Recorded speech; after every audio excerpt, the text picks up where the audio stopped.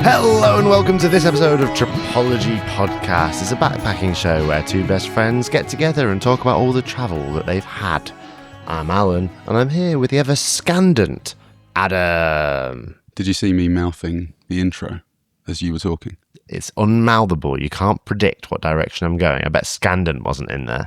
No, it wasn't. I actually couldn't continue long before that. Exactly. I got to podcast and then freaked out because I didn't know what you were going to say next. None of us do. No, we never do. Not even I know. Scandant, Adam, means possessed of the ability to climb well. And I described you as that because yesterday I took you on a little climb. You did. In a bouldering gym. And I was impressed with the bouldering that you displayed.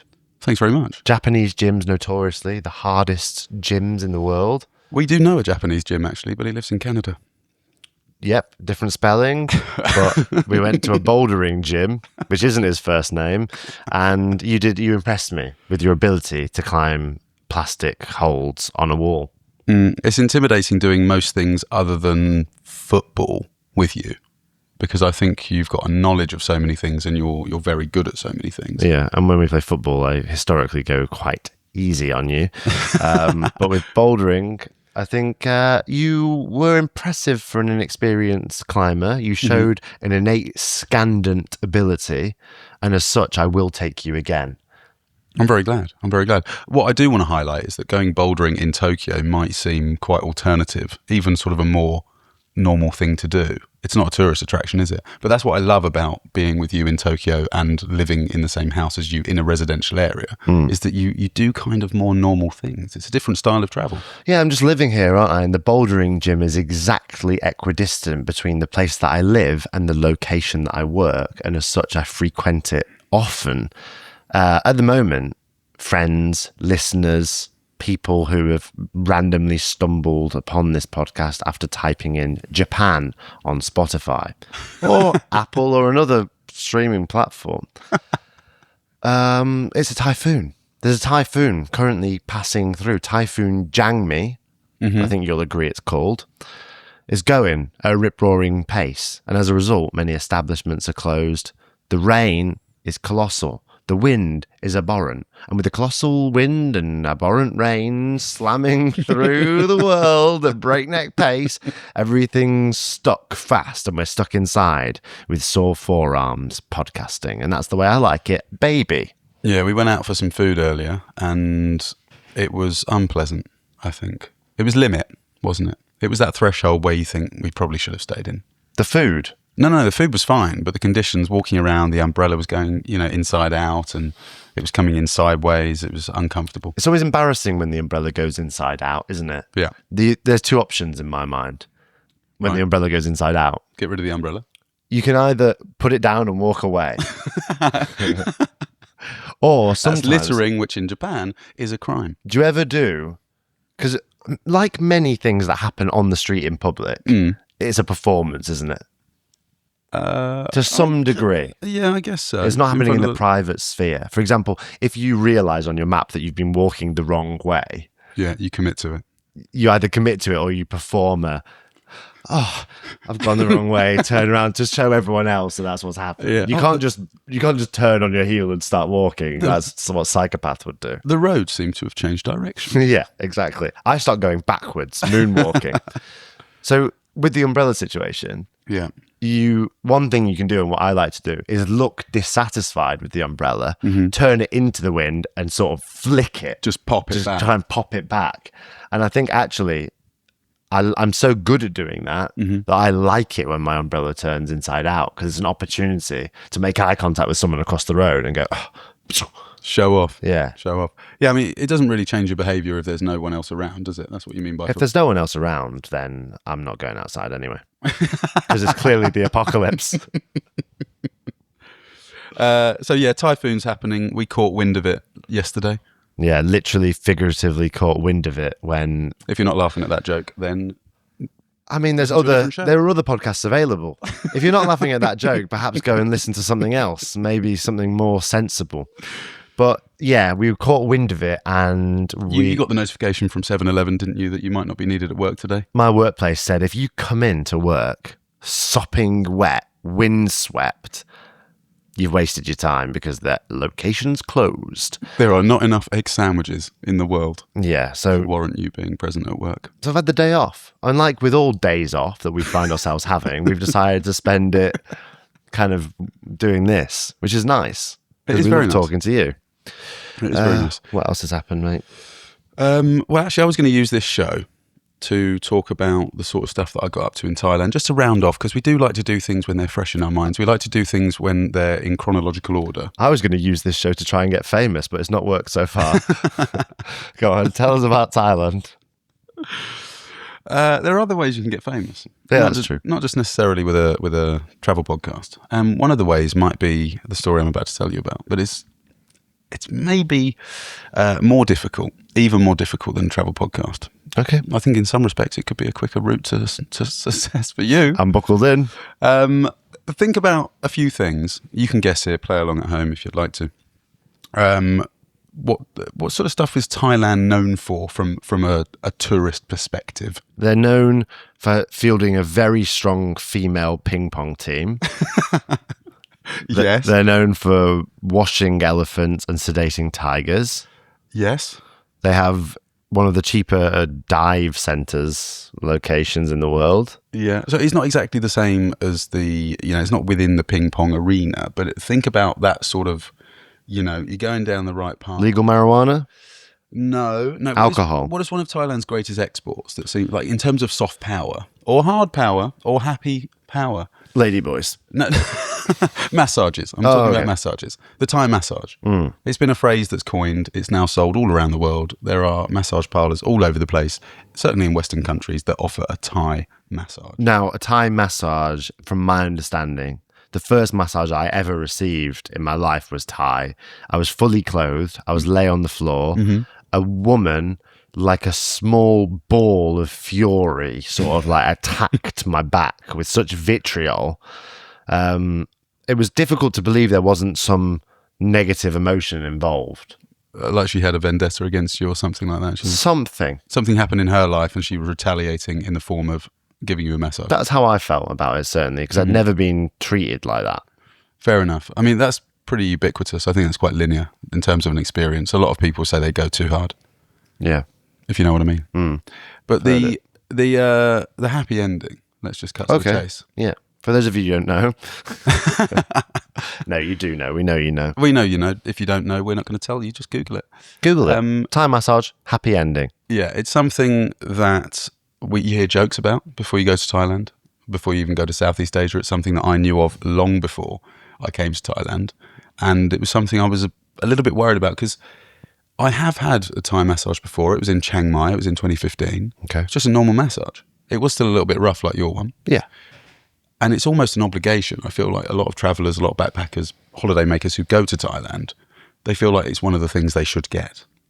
Oh, it was like to check a box, for example. Not the happy ending. I just mean a Thai massage. Yeah. We're not talking about normal. happy endings now. You've thought of that, you dirty listener. Yeah, drag your minds out the gutter. Yeah, come on. Stop making stuff up. We're just talking about Thai massages, honestly. My goodness. But maybe that thought was in my head. I thought, well, I am in Thailand and I do need a massage. Yeah. And I've been here for a week. I was in Bangkok for a week. You walk down some areas of Bangkok, especially in Sukhumvit, Ceylon, places like that. You solicited. There's like 7 or 8 in a row. Now, I think it would be a shame if you didn't do an impression of someone asking you if you wanted a Thai massage from the side of the road.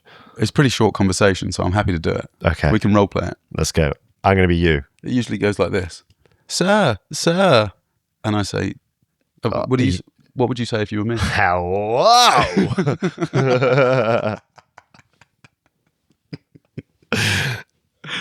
No, I normally say, I'm fine, thank you. You just say that? Yeah, I say, thank you very much. They say, sir, and you say, thank you very much. I just like say, Elvis leaving the building. I appreciate it, but I'm not coming in today. That is a short conversation. You say, conversation. Sawadi cannot deal with you right now. I try to, in the very same breath, look at the price, look at the list, because it's usually promoted on the window. Oh, yeah. Like that. Oh, it's promoted to high heaven. Going rate at the moment in Bangkok's about 300, 400 baht for a Thai massage, usually about an hour, full body if you want. How much is that in dollars? Tenner, maybe? Wow. 8 to 10 quid. For the price of 3 pineapples on offer at 7-Eleven, you can get a massage. Thai massage. It's something like that. I mean, I think it was as low as $3 to $5 when I started traveling. Yeah. It's gone up. It's tripled in price. A lot of people have been saying. So anyway, I knew I needed one. I knew I wanted one. I've got some lower back pain, like we all have. Me too. Part of the reason for that is that we do this podcast sat on a bed with our backs against a horrible straight wall. Yeah. My back's hurting right now. Well, if we can ever afford to rent a studio, maybe. Yeah, it's in Tokyo, historically one of the more expensive cities in the world. Oh yeah, but this is fine. It's authentic, isn't it? It's lo-fi. It's low maintenance. Yeah. I'm gonna take this pillow. Yeah, do it. While we're talking about massage, we're on my bed, not Alan's bed. Yeah. Alan's banned us from recording in his room. Yeah. That's for his other businesses. We know. But anyway, I went up to Konkan in the Isan region, which is going to feature twice if we manage to get around to it. And I was walking the streets late at night, fair to say, about 7 or 8 p.m. And I thought, this is the opportunity for me to get a massage. I would say that's early at night, but quite late in the evening. Early, yes. Yeah. Late evening, I'd already had something to eat. And I thought, what I should do before I go to bed is have my first massage in Thailand of this trip. Okay. So I did a bit of research online. I found this place. It was down a side street, but not a side street that it looked dodgy. It wasn't an alleyway. It was just the entrance to a hotel that had a few shops along the right-hand side. Yeah. I went up to it, looked in the window, and the woman was asleep. And I didn't have the heart. To wake her up and say, I want a massage at your place. It's really well rated on Google. So I found another one close by. I went up to that one, and it looked even better. Wow. But well, awake? Awake staff. Wow. Yeah, there was just a receptionist in there who spoke very good English. It looked more upmarket. It was cleaner. It was more minimal in terms of its design. It had a water fountain in the foyer. That is upmarket. And there was a sign in the reception that said, can you guess? Happy ending. Close. It did involve the words happy ending. No happy ending. Exactly. That's what you want to see. If you're a man like you, who I know, consent is a big part of what makes sex sexy for you. And so I think that paying... If there's anyone listening to this show and that isn't what makes sex sexy to you, then you got a problem. Yeah. But for you, I know that's always been the case. So the idea of paying someone to do a sexual favour, that doesn't wash with you. Doesn't turn me on. So seeing... And it's not going to eradicate my lower back pain. So seeing no happy ending, I don't think there's any studies on that. I think there is a chance that it could alleviate the lower back pain. But I know for you, seeing no happy ending written on the wall, there would have been a wave, almost orgasmic in and of itself, of relief that nothing untoward was going to go on in the massage. Yes, because even that very moment when there's an interaction where the masseuse catches your eye. At the end? Yeah. I mean, even if it comes at the beginning of the massage, it's usually the end. It's a nightmare when it comes at the beginning of the massage, isn't it? God, I've paid for an hour. 60-minute massage. That's all right. Always pay at the end. There's a lesson for you. But yeah, I thought, I just thought that was normal. I thought, this is just a massage parlour. I think my default, really, I'm quite naive in this. You think the best? No, I just think it's a massage parlour, and I thought that those things were a thing of the past. Unless they're on like Soy Cowboy or some like really sleazy red light district area. I didn't think it was just a massage parlour and it's one of the services that they offer sometimes. I thought it was a little bit more sinister, a little bit more backdoor than that. You know what I mean? Either way, I think it's good of them to have the sign. Yes. It's obviously happened enough that people have gone, what happens at the end of this massage, that they've gone, we can solve a lot of these questions with a sign. Yeah. What was the image on the sign? There was no image. It was just text. It was just text. A text-based sign. It's okay. I even think it was just Times New Roman. Just, it's like they were just... Yeah, I like that. A Word document. Comic Sans doesn't go down well, does it? No happy endings. And then he's like, sorry, I appreciate the sign, but you did write it in one of the funniest fonts that there is. So were you serious? Yeah, so I thought to myself, well, this is clearly a business, a serious business that just wants to offer a professional service. I could see the certificates on the wall as well of the lady who owns the place. The receptionist was very friendly, professional, highly qualified, all that kind of stuff. And the water fountain, I mean, if there's not a water fountain in the foyer, you've got to be asking a few more questions. Yeah. But with the sign as well, I thought this is just going to be a great massage. Paid for the Thai massage and was told that the masseuse who was going to give me a massage had to be phoned because the two masseuses? Yeah, masseuses Masseuses were currently busy.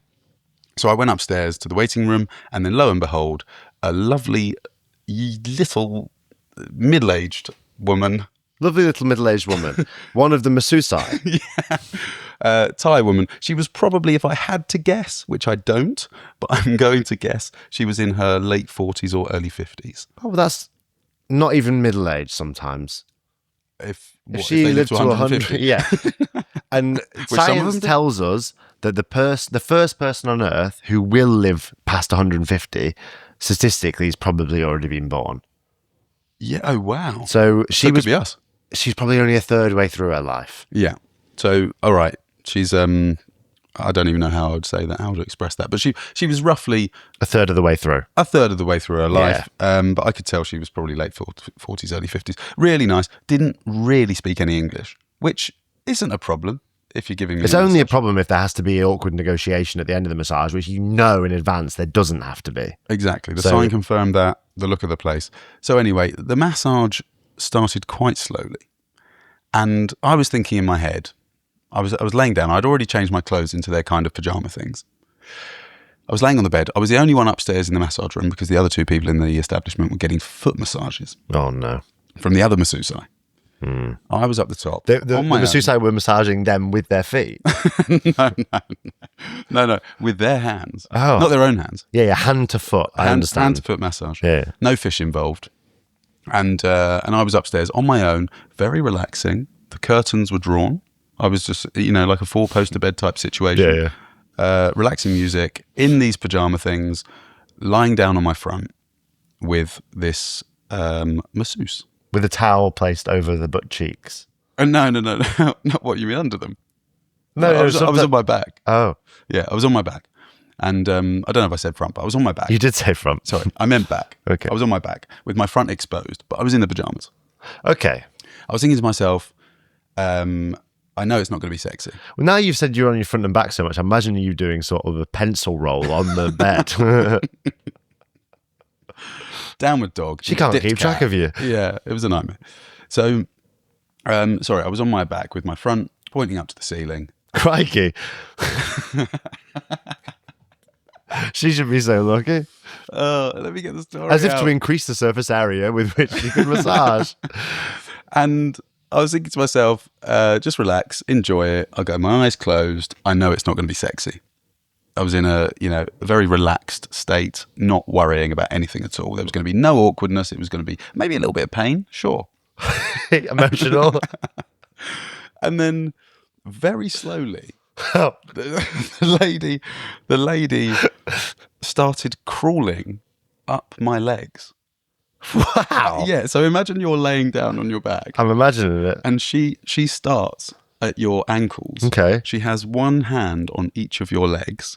We'll have to role play it. And then, good job, this is an audio podcast. Yeah. And then very slowly, one hand at a time on each side, is crawling up my body towards my crotch. Now, is like right hand, right leg, Yeah. left? Okay, wow. Yeah. Well, I mean, I guess it would have been the opposite for her because she was coming towards me. Yeah. But she's coming up towards me, and I mean, I'm thinking to myself, I don't know a lot about Thai massages. I don't know about the mechanics of the body really. But if someone's crawling up your legs towards your crotch, Yeah. At some point, things are going to get pretty happy. and I'd mentioned to the receptionist that I had sort of lower back pain and maybe to concentrate on my shoulders and stuff. I don't know if you know a lot about the anatomy of a human, but your crotch isn't that close to your shoulders. No, it's one of the... it's equidistant. It's like the climbing gym on my way to work. It's halfway. And then she spread my legs. Whilst climbing on it? Well, she got to the top. Like she was doing a star jump. She separated my legs and then knelt in between them. Right. And is that the past tense of kneeled? Knelt, yeah. Knelt. And then just, used her hands to feel my upper thigh. Don't say feel, because she was massaging. Was she though?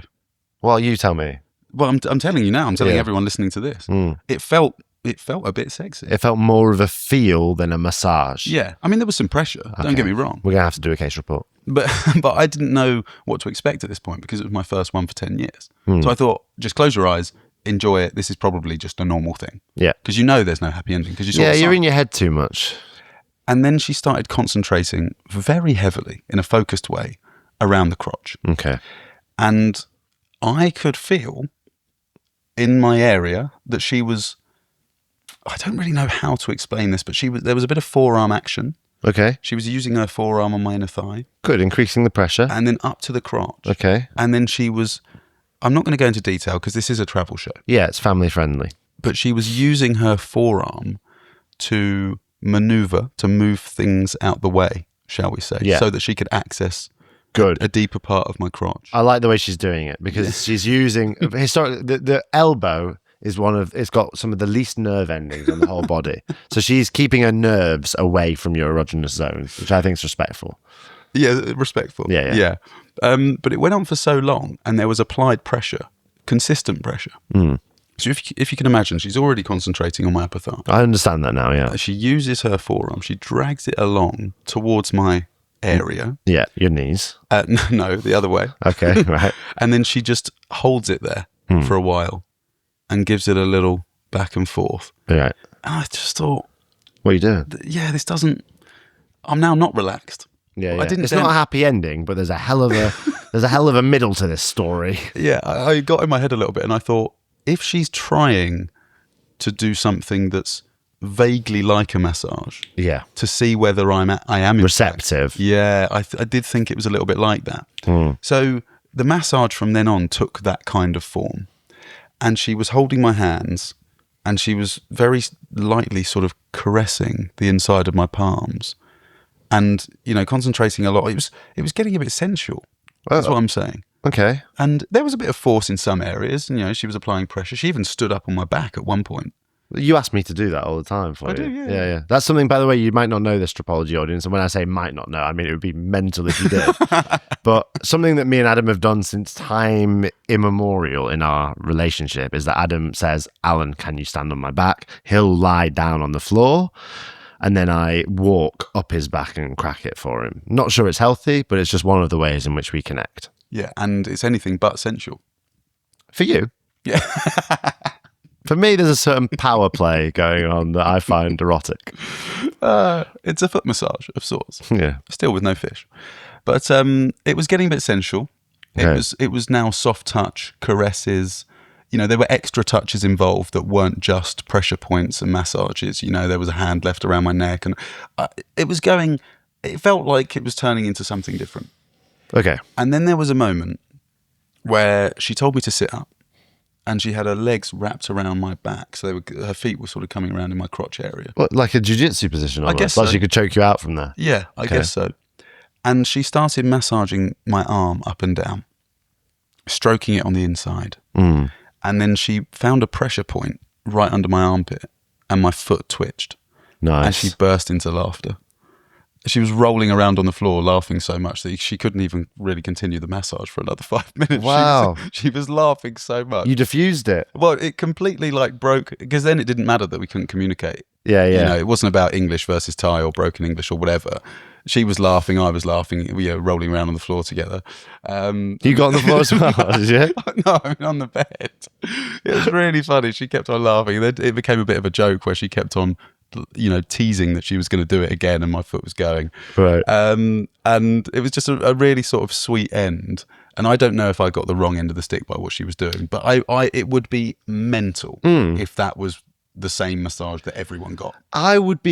This is my thing. I was going to ask, is there a possibility that you just interpret it that way in your head? Because massage is it's an intimate. It's very intimate. I have a friend who's a masseuse. Yeah. And I know that she has had people interpret her massage in that way. Right. And she's been like mortified, offended, and pretty disgusted. Sure. When people at the end of the massage are like, I love you, can I get your number? That kind of thing, right? I trust your version of events, but I also think perhaps you got a bit swept up in it. So there's a second part to the massage. Okay.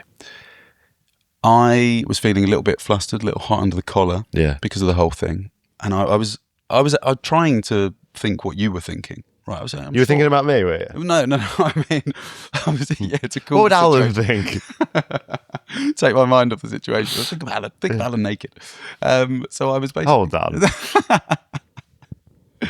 I was trying to convince myself that was just the standard. That is a Thai massage. That's what everyone gets. It doesn't matter who comes in. They're consistent, and that's the end of it, right? I deliberately kept my eyes shut for the vast majority, so I didn't have to deal with what was going on outside. Yeah. I just let it happen, okay? Didn't react, apart from the foot twitching. Yeah, well, you couldn't help that. And then when I said thank you, I went to the toilet. So I probably, after the massage and I changed my clothes and I went to the loo. So let's say like 5-10 minutes or whatever, had a quick chat with the receptionist and then left. The masseuse was waiting outside on her scooter. My goodness. And she turned back when she saw me and she said, hotel. You were fucking disgusting during that massage.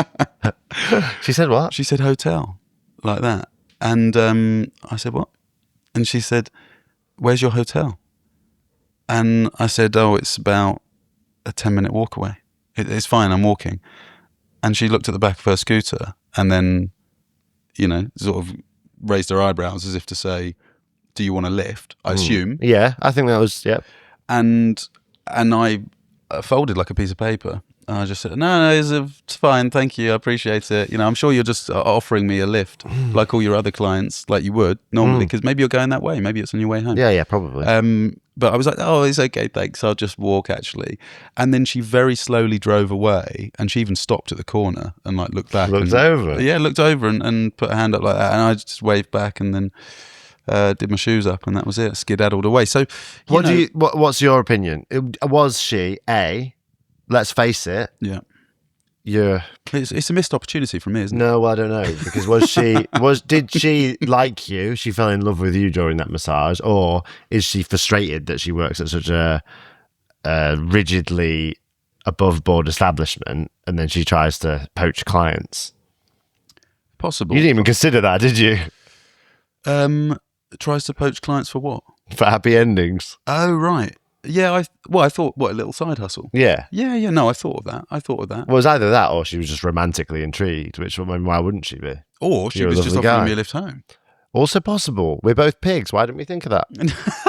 Well, I was so naive in the situation that it took me a good few minutes. I think I'd already reached home before I went, fuck.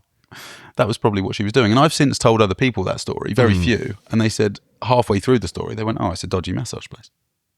I said, sure. Oh, you see, I have such faith in you and your ability to like persuade people to fall in love with you that I thought that maybe she just liked you and that it was just a genuine offer. Even through no ability to communicate whatsoever.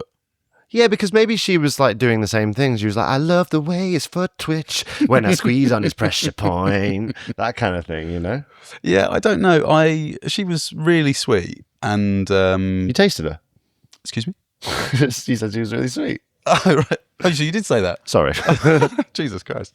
I thought you said if you texted her. No. I was hoping you said that. But it was just, I thought to myself, even to this day, it was a few weeks ago now.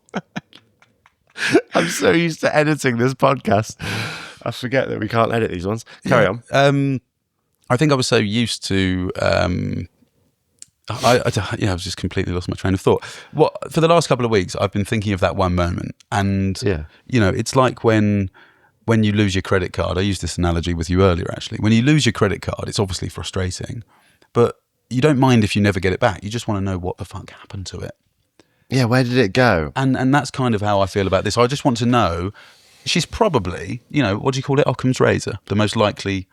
Wow. Yeah, what a brilliant... Guys, can we just stop for a moment to appreciate the highbrow culture that Adam brings to the show, referencing their Occam's razor, a deductive tool used to decide what the most likely explanation is in any given situation. Occam's razor dictates that you should always assume that the most likely hypothesis is the true hypothesis. Yeah. So the most likely hypothesis here, perhaps, for someone like me, and my experiences in life, is that she was just a lovely woman who was offering me a lift home. Occam's razor, that shit. That is what it was. So, but there is also a world, and it's actually the same world we live in, where she was either looking for a little whatever. Yeah, and I just want to know what the answer was to see what possible outcomes there could have been. I think you're a lovely, handsome, kind man with brown eyes like the colour of oak. That I think that the most Occam's razor for me tells me that she just wanted to spend more time with you, get to know you, perhaps share a pizza on the Bangkok waterfront. And I think that was probably what I choose to believe happened, Adam. Yeah. So I don't really know what the takeaway is. It's probably Pizza. Even if you are, an experienced traveller who has had many experiences around the world, it is also possible to remain naive and get yourself in situations that may be a little bit awkward. And why not treat yourself every now and again? Go and get a massage. If you're backpacking, you're weary, you're tired, why not get someone, an above-board professional, to rub your muscles, fascia and tendons in a manner that can only be described as well-practiced, deft and professional. That's all we have time for today on this episode of Tripology, but we do have a little special bonus zone that happens. There's theme music at the end of the show. That's no secret. We let everyone know that. It happens. But then after it, you can go to Patreon, spend a little bit of cash, perhaps the cost of a beginner stationery set. You can get access to Patreon, The Lost and Found. There's a link in the description. And there's a show that occurs after the theme music. It's good. It's very good. It's very good. I think. That was a very happy ending. And I think we should go to the Lost and Found section. We'll see you there. We'll see you there. Cheers, guys. Bye-bye. Bye.